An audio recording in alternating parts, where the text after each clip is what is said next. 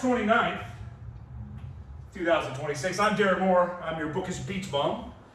And I'm here today to talk about our two options for closing the Strait of Hormuz. And now that, that's the name of the one that closes the Red Sea off, Bab el-Mandeb, is apparently going to attempt to close it. The Houthis are in the fight again, which is another reason why I think Iran's ceasefire deal last year was premature. Anyhow, I want to make very clear here that we have basically two options for closing reopening the Strait of Hormuz. One is regime change, and the other is invasion.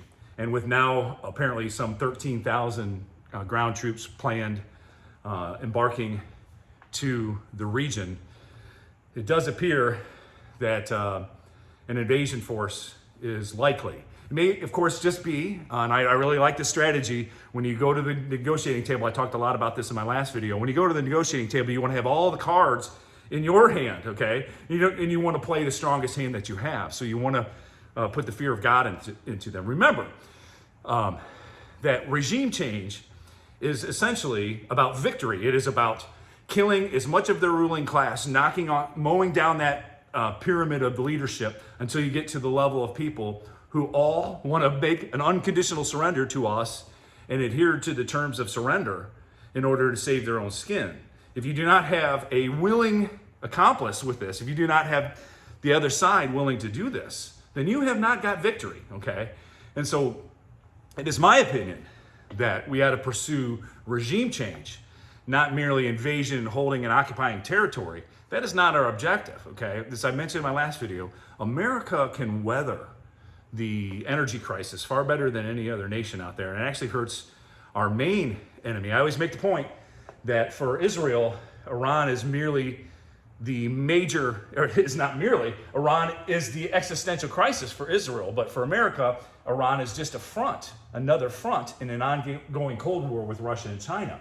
And so as the number one exporter of oil, America has this huge advantage. We have this huge leverage.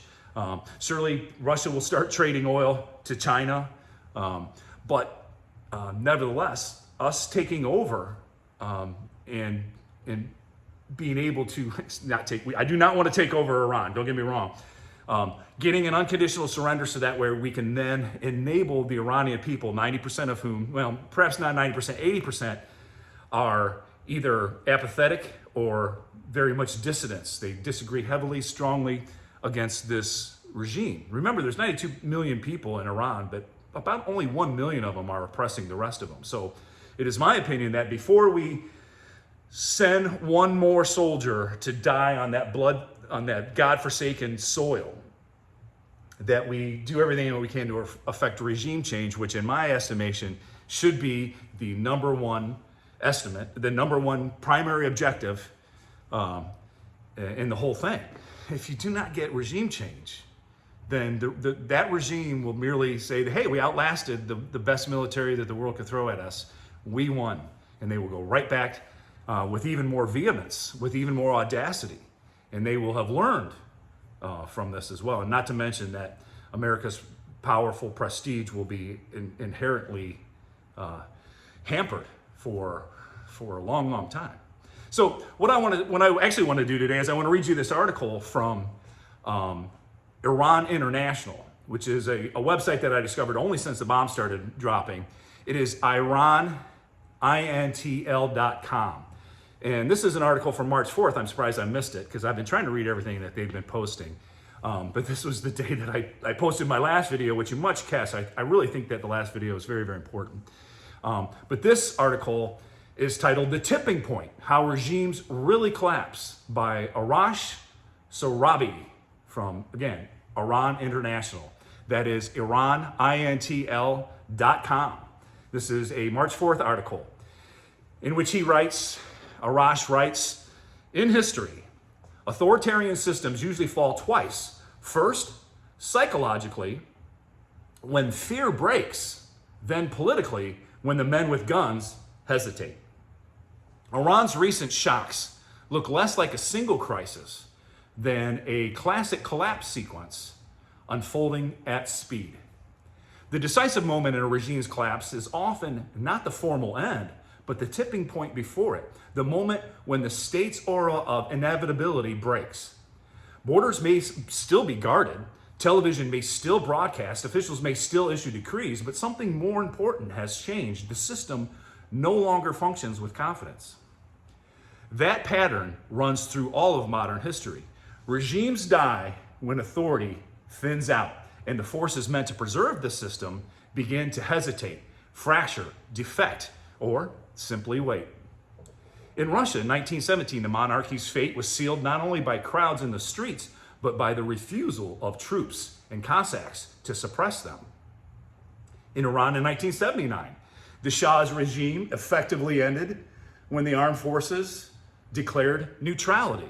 And of course, I make this point all the time that there's a huge difference between Iran's regular army, the Artesh, and the Islamic Republican Guard, the IRGC, which was formed by the Molocracy to protect it. Okay, and these are the real radicals, and they, of course, over the last 47 years, enlarged to where now they are embedded in 50% of the profitable enterprises in the state of Iran. So. Again, I go back to the concept of regime change. We need to eliminate not just the Molocracy, but we also need to eliminate those IRGC members as well, especially those that are still hanging in there and are defiantly continuing to press this war instead of going home. Okay? And so in Romania in 1989, Nicolae Ceausescu's fall accelerated when the army switched sides, which is what I think might happen with the Artesh. The Artesh is loyal to the Iranian people. And I suspect, although we don't get very good bombing or report on who we're bombing over there, I suspect that we're not bombing the Artesh, but rather we are working back channel communications to try to find a military leadership that will take on the IRGC, the Faraja, and the Basij inside Tehran. So in East Germany, another example here, the Berlin Wall lost its political meaning the moment the border opening made it unenforceable. Okay, the best movie I think you can watch on this, it's one of my all-time favorites. It's called The Lives of Others. Has the most false endings of any movie I've ever seen. It's such a worthwhile film. Give you a really good view into the totalitarian mindset and the spying that's being done, where the people are employed against their own people. But in each of the cases that we've exampled here, the end came after something deeper had already broken, and that is the state's confidence in its own ability to command obedience. So let's look at the sequence before the collapse. This is why the tipping point is best understood not as a date, but as a sequence. First comes long erosion, economic decline, loss of legitimacy, social anger, distrust inside the ruling camp. Sound familiar? All of these things have been happening in Iran. Then comes a catalytic shock, a massacre, a fraudulent election, a military defeat, a failed coup, or the death of the ruler around whom the system had been built. Again, all of these things have happened in Iran. Then comes the most important stage and the hardest stage to measure, and that is the failed restoration of authority. The regime still projects continuity, but no longer convincingly does it project that continuity. It can still threaten, still punish, still broadcast, but it no longer reassures. Its command no longer feels unquestioned. Only after that comes the formal end. So I think we're very, very close to watching the House of Iran fall in on itself. Now let's look at Iran's compressed crisis. Iran's recent trajectory fits that sequence above with unusual force, appearing to compress into weeks the kinds of shock that in other systems were spread over months or even years. The country entered into 2026 already weakened by deep economic distress and nationwide protests, not to mention that their water reservoirs are almost empty. They have a huge drinking water issue on their hands there. Then came the January 8th and 9th crackdown. More than 36,500 were killed, according to classified material that Iran International, this organization from which I'm reading, reviewed. Other reporting and rights groups and civil rights groups assessments also describe the episode as mass killings on an extraordinary scale. Mass killings can restore fear for a time. It can also destroy legitimacy more deeply and more permanently. The next shock was even more consequential, and that was on February 28th, the joint U.S.-Israeli strikes killed Supreme Leader Ali Khamenei, abruptly removing the central figure around whom the Islamic Republic had been organized, had its authority organized for decades. That alone did not prove to be the straw that broke the camel's back, that caused the regime collapse. Systems can survive the loss of a leader if they can replace him quickly and credibly. But that is precisely where the next problem began. The succession that followed looked less like a confident transfer of power than an emergency move under pressure. Actually, I think that choosing Mojtaba, the son, to be the next Ayatollah was actually brilliant, because you can't kill someone who's already dead. It appears that we got him on the first strike as well. That's why we haven't ever seen him. And in so doing, then the real leadership could be underground. Although when I already forgot his name already, Larijani was walking around in the neighborhood, that was an audacious move of power. But within days, he was gone too, and he was surely the leader of the IRGC and all the forces at that point. With him being gone, like Trump says, we don't really know with whom we're negotiating. And I think that really kind of points out the folly of these negotiations. And I think that in this regard, unless Trump actually believes that he's going to ink some deal, get some ceasefire, get some settlement, as he calls it, instead of what his Secretary of War and the Chairman of the Joint Chiefs of Staff say that they want. Even Trump admitted this, and I talked about this in my last video. Trump said that those two guys, they just want victory. I told them that I think a settlement is in the works and it'll soon come, and they were disappointed by it. They just want victory. Well, Trump, you should just want victory too. I'm really fearful, as I mentioned in the last video, that I think he's just, he wants the photo op, he wants the settlement, I think he's beginning to buckle to political pressure although over the past 3-4 days, he has seemed to stiffen. And I have to admit, I'm impressed in the slight change that his rhetoric has taken. However, with his rhetoric, I just don't really know how much of it is bluster, how much of it is factual, and how much of it is just his negotiation that he's trying to do. So, anyways, Iran International reported that the IRGC pushed to install a successor outside the normal legal procedures amid disarray in the chain of command and fears that people might return to the streets. So they just propped up Mojtaba because they were afraid people were going to get out on the street. I think that was probably not really the case, because at that point they knew that the Iranian dissidents, the people, were not armed. I think that might have changed in the meantime. I think particularly what the Mossad and whatever commando troops that we have, special forces working clandestinely on the streets there, I think that one of our main efforts has been to fund and to organize and to arm the dissident movement. And so Mojtaba Khamenei's elevation preserved the office but did not clearly restore authority. A secession in such a system is meant to reassure the Islamic Republic's core that command still exists and that the center is still holding. Yet Mojtaba has remained unseen in any ordinary sense, in any sense at all. And I always joked, I said that Mojtaba, he's like the Schrödinger Ayatollah. He's in a box, and you have to open it up, and they have to take it out to see whether or not he's alive or dead. And so his messages were still being issued only in writing or read by state television anchors over still images with no direct public appearances or any recorded voice. They don't even have enough of his voice on record for AI to train on to be able to make up fake messages. That's how much of a Fredo this boy is compared to the other men in the leadership pyramid there. So, in a system built around the symbolism and physical presence of supreme authority that matters, this matters. A ruler who does not appear can hold a title, but he cannot easily project command. So no one seriously believes that Mojtaba was ever going to run the country the way his father did anyhow. He was always looked at as the impotent, kind of the loser one of the family.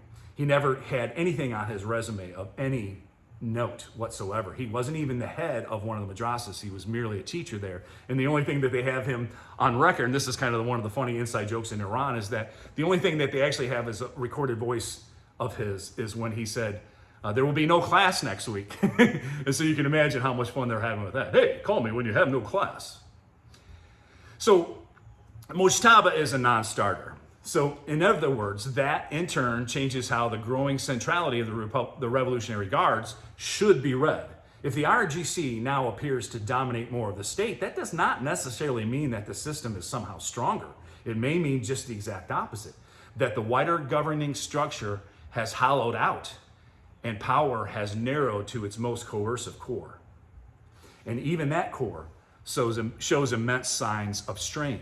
Reports of disrupted chains of command are rife. Internal criticism of senior commanders, for example, the guy that's the head of the aerospace wing of the military, of the IRGC, the guy that's in charge of the missiles, the guy that's in charge of the anti-aircraft weaponry, has been virtually unseen since the beginning of the war. No one knows where he is, and is apparently not issuing solid commands. This might be very much the case because the plan was, if there was ever a decapitation in Tehran, each of the 31 different provinces, which had their own commanders, were enabled then to act as autonomous commanders. Each of the province commanders would just project the strategy that had been decided before the war started. So part of the problem is they don't know who's running the military over there. And so also, there's this huge defection aspect of this, which is totally unreported, and it's very difficult to verify a lot of this.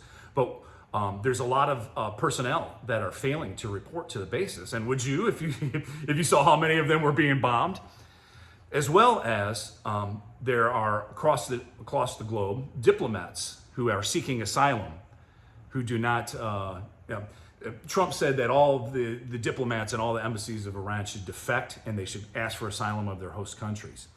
So all of these things in and of themselves do not yet prove to be a terminal fracture, but they are the kinds of signals that often appear before loyalty begins to shift more openly. So what can appear as consolidation may in fact just be a contraction.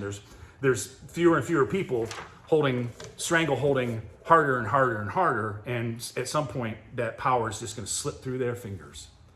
This is also why the absence of a full-scale uprising does not necessarily mean that the Islamic Republic has restored confidence, okay, or in other words, fear in them.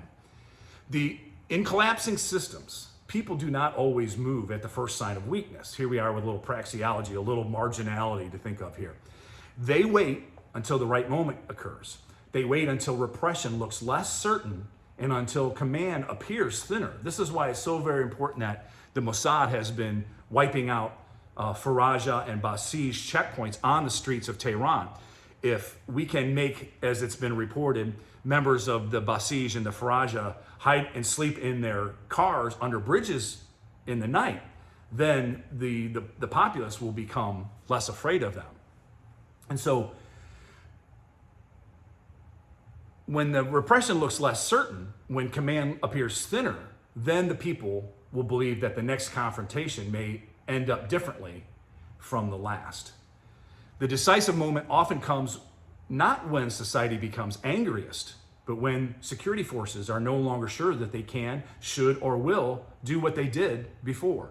In other words, the people will rise up and start over-storming the barricades when they feel that what happened on January 8th and 9th won't happen again. That memory of January 8th and 9th matters in Iran.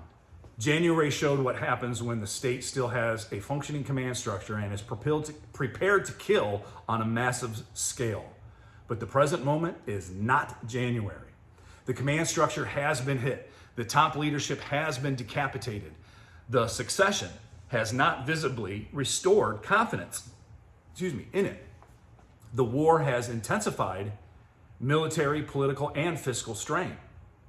Quiet streets in such a moment do not necessarily mean submission. They may mean merely waiting for the right threshold. So let's look at what history suggests. None of this means that the Islamic Republic's end is settled.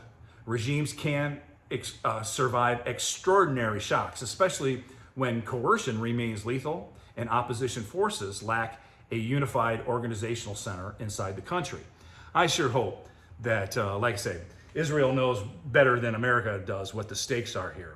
I sure hope that Mossad, which has done a far better job of infiltrating the intelligence departments and having a far better intelligence service on the ground, a better set of commandos on the ground, are doing exactly that, which is reinforcing and organizing a successful unified organizational center to cause the coup d'etat, to overthrow the molocracy. If it isn't, that we are also working with the Artesh, that the regular military inside Iran, to with the full force of the Iranian military, wipe out the radical paramilitary, which is the IRGC, the Faraja, and the Basij. And so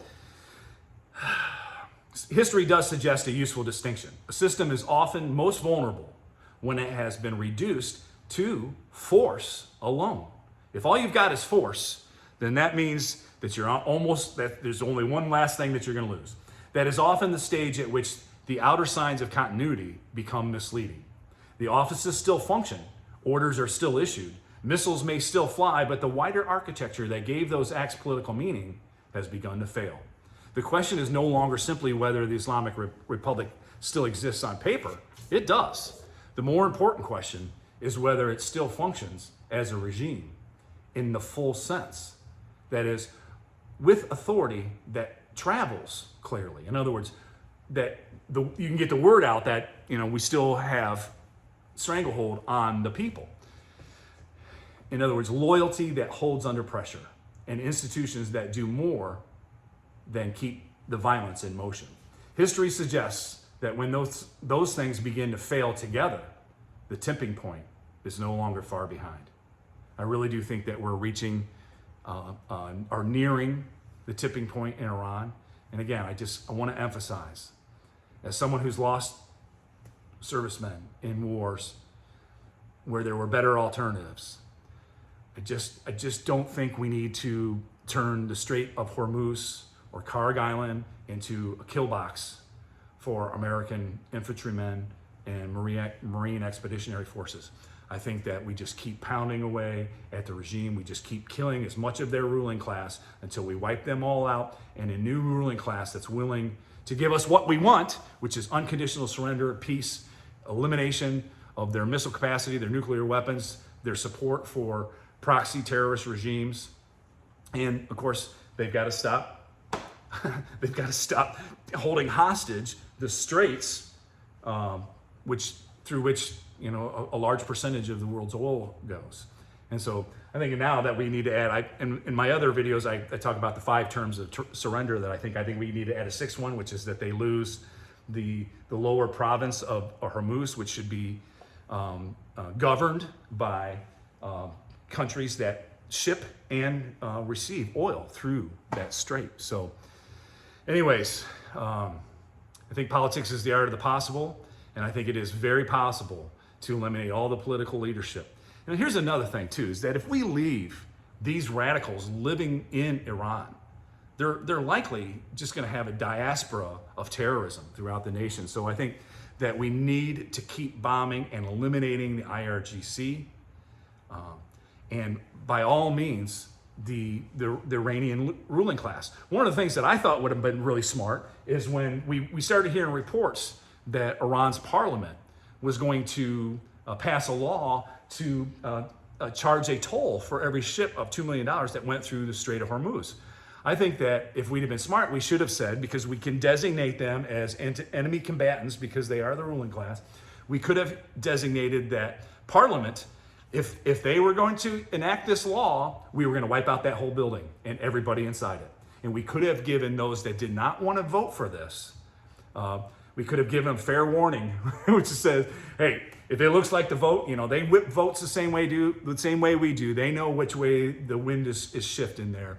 If the people who were not willing to vote for this knew that we were going to bomb the heck out of Parliament, the moment that they held the election for whether or not they were going to charge tolls in the Strait of Hormuz, that just moments later we could have bombed that bomb that whole parliament to the ground, we could have gotten a lot of really bad dudes in that process, and we could have made a really very easy statement to not only the Iranian people, but to the world, which is that we are not going to tolerate people who are going to use their state power as a way of holding hostage the rest of the free world. Anyways, that's my 2 cents on it. If you like what you saw here today, please give me the up thumb, subscribe, hit that alert button, and please pass this on. I will tell you that I am not trying to hunt down my old former audience. My real job is I'm going to be doing 100 episodes on stuff that is completely not political. And after that point, I will then go back and find my old audience. Until then, I'm just kind of down here in the minor leagues working on my curveball, so to speak. And so I actually, when I got kicked off of Facebook many years ago, it was a godsend to me. It's such a time suck.